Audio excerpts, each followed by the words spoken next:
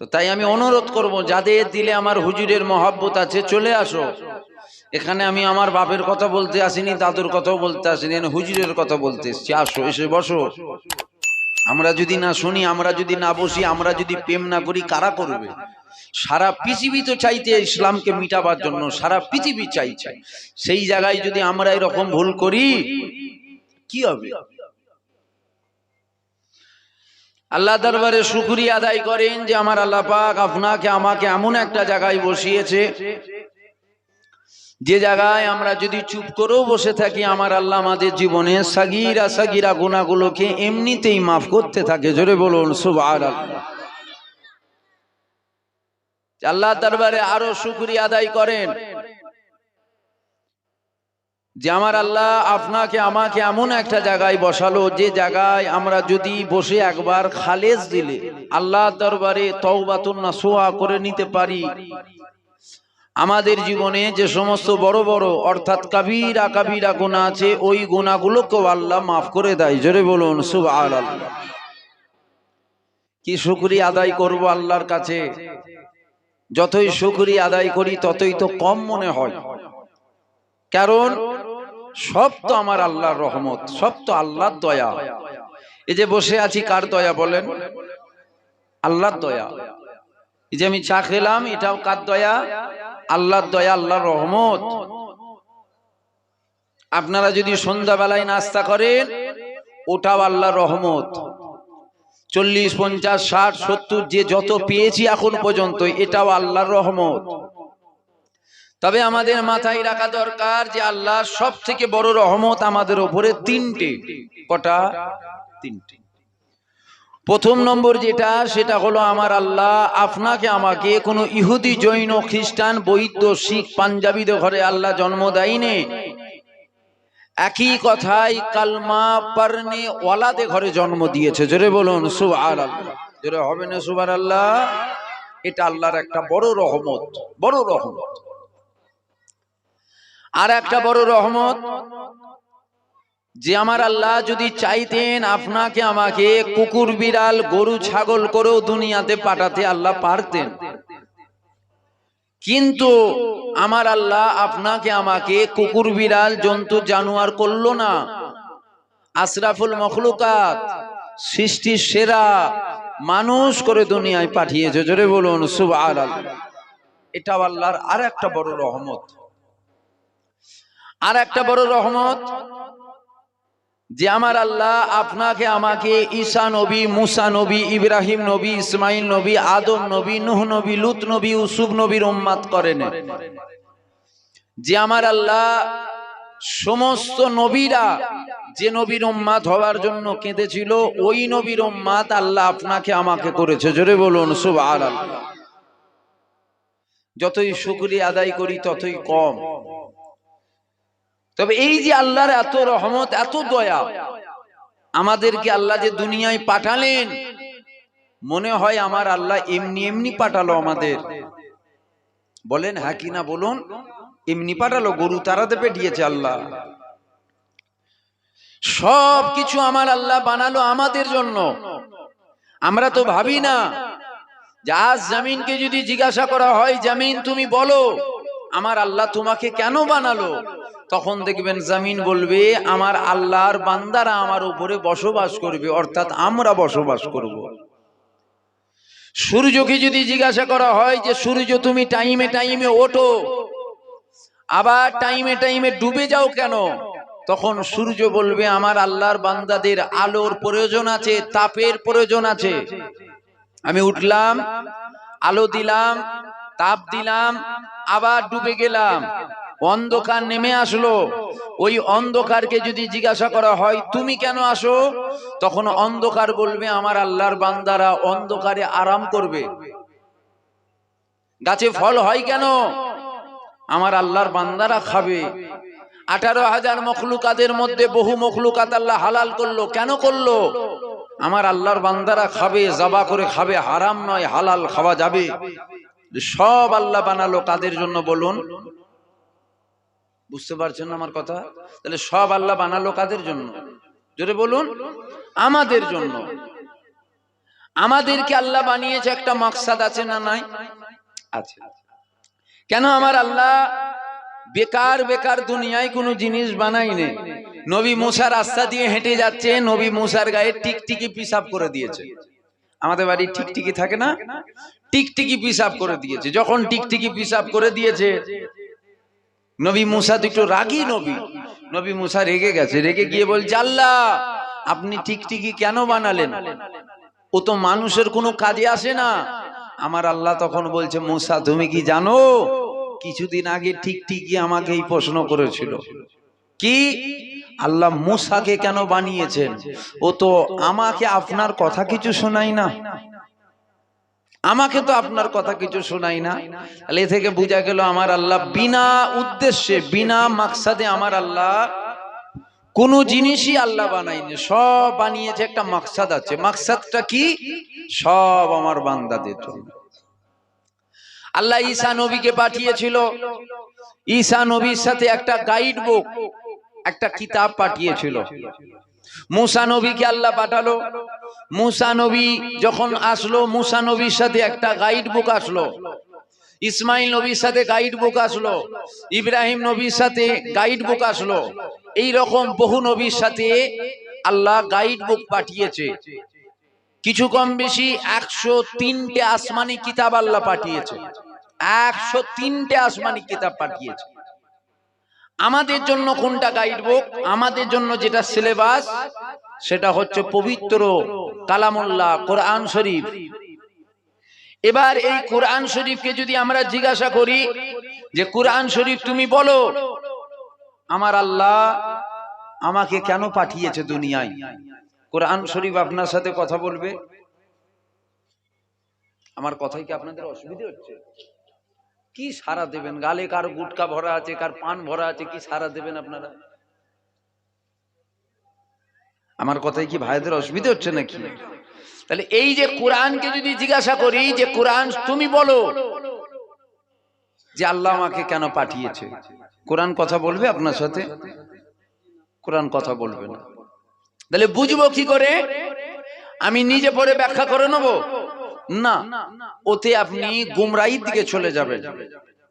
কেন? সামান্য একটা প্রাইমারি স্কুলের টিচার আর একটা কলেজের প্রফেসর, কলেজের প্রফেসরের বলার স্টাইল, ভঙ্গিমা, ভাষা যেটা প্রাইমারি স্কুলের টিচারের বুঝতে অসুবিধা হয়। কেন? এও শিক্ষক ও শিক্ষক, এটা বুঝতে অসুবিধা হয় কেন? ও উচ্চ শিক্ষায় শিক্ষিত, তাই ও কলেজের প্রফেসর হয়েছে। তাহলে মানুষ হয়ে আর একটা মানুষের যদি ভাষা যদি আমরা বুঝতে না পারি, তাহলে আমরা মানুষ হয়ে আল্লাহর কথা আমরা বুঝবো কি করে? কথা বুঝছেন? তাহলে আল্লাহর কথা বোঝার জন্য আল্লাহ পাঠিয়েছে। যেমন আল্লাহ গাইড বুক পাঠিয়েছে কোরআন, ওই কোরআনকে আমাদেরকে বুঝাবার জন্য একজনকে পাঠিয়েছে। তিনি অন্য কেউ নয়, তিনি দিন দুনিয়ার বাদশা হাবিবুল্লাহ। জোরে বলুন সুবহানাল্লাহ। এবার আসুন আল্লাহ কি জানাচ্ছে পবিত্র কালামুল্লাহর মধ্যে, জামা খালাকতুল জিন্না ওয়াল ইনসা, দুটো জাতি, একটা জিন আর একটা ইনসান, দুজনকে আল্লাহ কেন বানালো, কেন পাঠালো?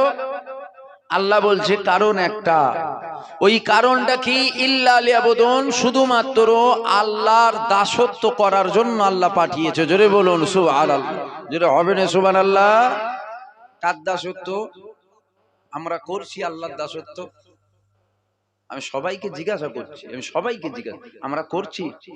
আপনারা হয়তো করতে পারছেন, তবে আমি পীরের ছেলে ঠিকই কথা, আমি কিন্তু করতে পারছি না। আমি কি করছি? আমি দুনিয়ায় শয়তানের জালে পড়ে, শয়তানের খেয়ালে পড়ে আমি আখিরাতকে ভুলে গেছি। দুনিয়াতে দল দুটো, একটা রহমানের দল আর একটা শয়তানের দল। শয়তানের দল হলো কি করে?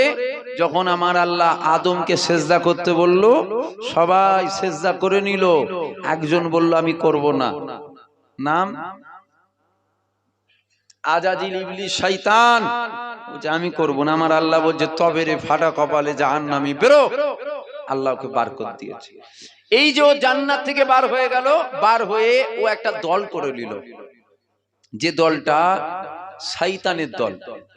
আপনি যদি মনে করেন যে আমি রহমানের দলে থাকবো না, আমি শয়তানের দলে থাকবো, আমার আল্লাহ আপনাকে শুকিয়ে শুকিয়ে মেরে দেবে, খেতে দেবে না, আল্লাহ শুকিয়ে মেরে দেবে না। তুই আমাকে মানিস নি, আমার দাসত্ব করিস নি, আমি শুকিয়ে মেরে দেবো, এমনটা কি আল্লাহর আইন? না।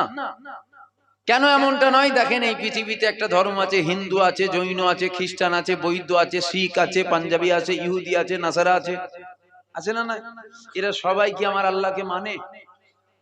একটু হ্যাঁ হু দেন। এরা মানে? এরা যখন আল্লাহকে মানে না, এদের কি অন্য কোনো খোদা আছে নাকি এদেরকে খাওয়াবার জন্য? তাহলে এদেরকে খাওয়াই কে? জোরে বলুন। আমার আল্লাহ খাওয়াই। এরা আল্লাহকে মানে? মানে না, তারপরেও আল্লাহ খাওয়াই। আপনি যদি মানেন না, আল্লাহ আপনাকে খাওয়াবে না? আপনি যদি মনে করেন আমি মানবো না, আল্লাহর দাসত্ব করব না, আমি শয়তানের দাসত্ব করব, আমার আল্লাহ বলছে তারপরেও খাওয়াবো। বিচারটা কি হবে আল্লাহ?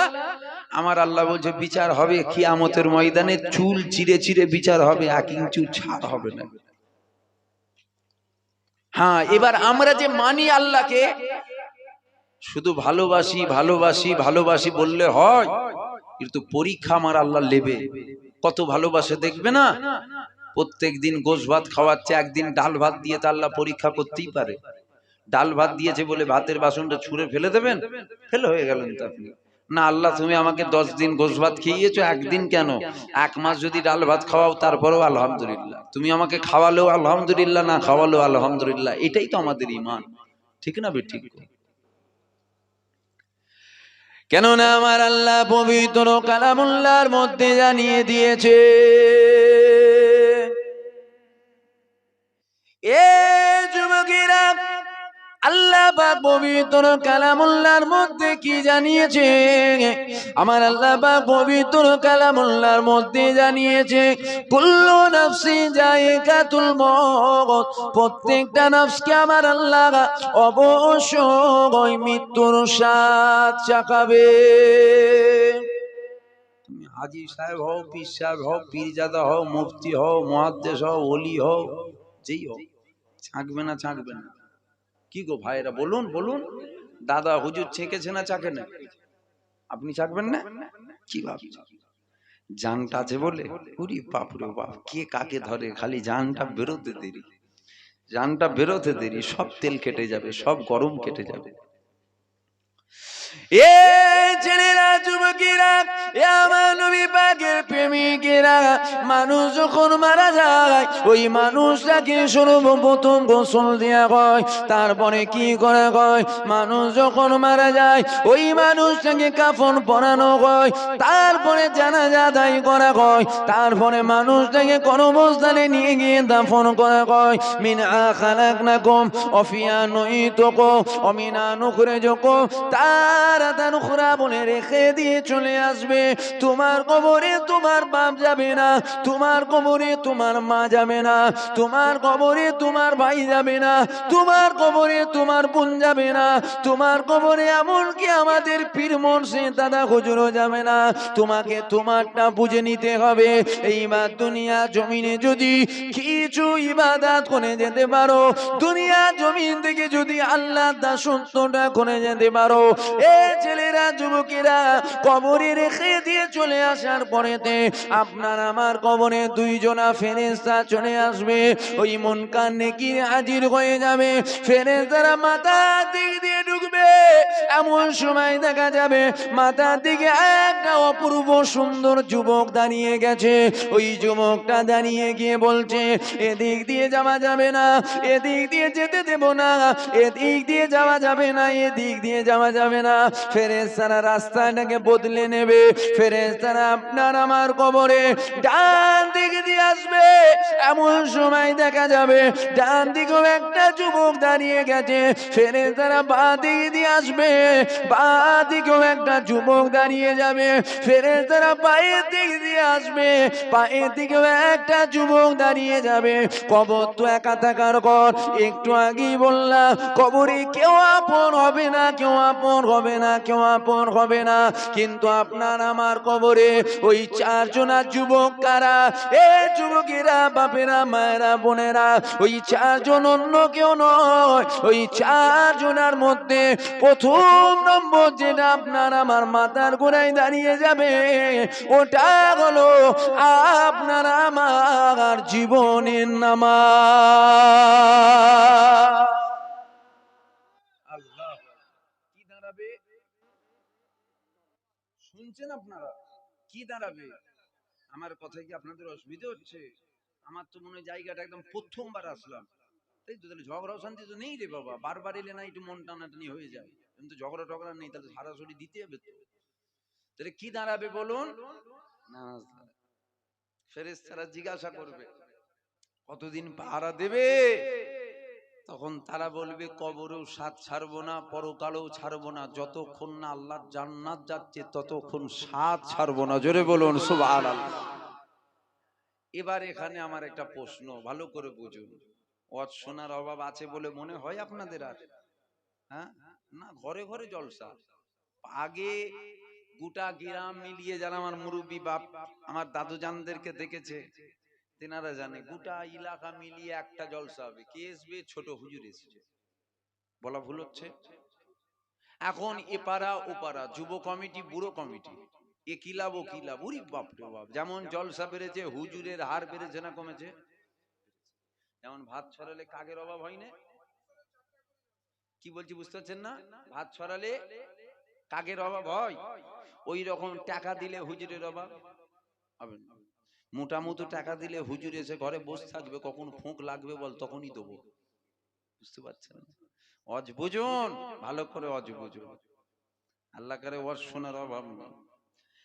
এখন আমরা যদি নামাজ পড়লাম, রোজা রাখলাম, আমাদের ঈমানটা যদি না হয়, ঈমানটা যদি না থাকে, তাহলে এই নামাজটা কি আমাদের মাথার গোড়ায় দাঁড়াবে? জোরে বলুন। এই নামাজ কোনো গায়ের কম, বেধর্মী, ও যদি নামাজ আদায় করে, ওর কি সাথী হবে? নামাজ সাথী হবে না। কেন হবে না বলুন? জোরে বলুন। ঈমান নেই।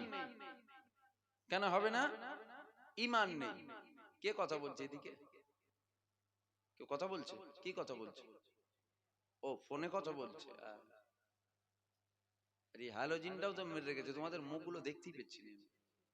এত হ্যালোজিন মেরেছে হুজুরকে, না না একটাই মারা আছে, তো অন্ধকার করে দিয়েছে। যাক, শুনছেন তো আপনারা? তাহলে এই নামাজ তখনই আপনার সাথী হবে যখন আপনার ঈমান থাকবে। তাহলে ঈমানটা আর নামাজটা দুটো এক না আলাদা? কি গো ভাইরা, বলবেন তো? অনেক কষ্ট শুনেছেন তো, বলুন। ঈমান আর নামাজ দুটো এক না আলাদা? আলাদা। নামাজটা কি? ইবাদত। রোজাটা কি? ইবাদত। হজটা কি? ইবাদত। যাকাতটা কি? ইবাদত। দান খায়রাতটা ইবাদত। বাপ মায়ের খেদমত ইবাদত। হক হালালের উপরে থাকা ইবাদত। এই ইবাদত কারা করবে? আবু জেহেল করবে না আবু বকর করবে? বুঝছেন আমার কথা? এই নামাজ কার জন্য ফরজ?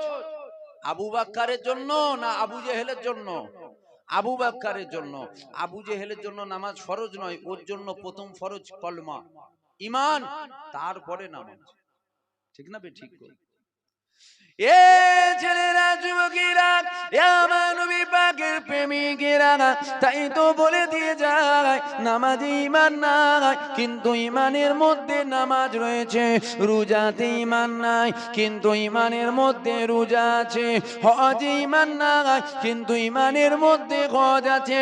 এ ছেলেরা, যুবকেরা, এইবার আসো একটু আগিয়ে চলো। ঈমানটা কি? ঈমানটা কোথায় রয়েছে? একই কথাই বুঝিয়ে দিয়ে যায়। ঈমানটা মদিনায় মদিনাওয়ালার প্রেমে ঈমান আছে। হুজুরের প্রেমে, হুজুরের আদব, হুজুরের ভালোবাসা, হুজুরের তাজিম, এটা দিলে থাকলে সব ঈমান। এটা বেরিয়ে যদি যায়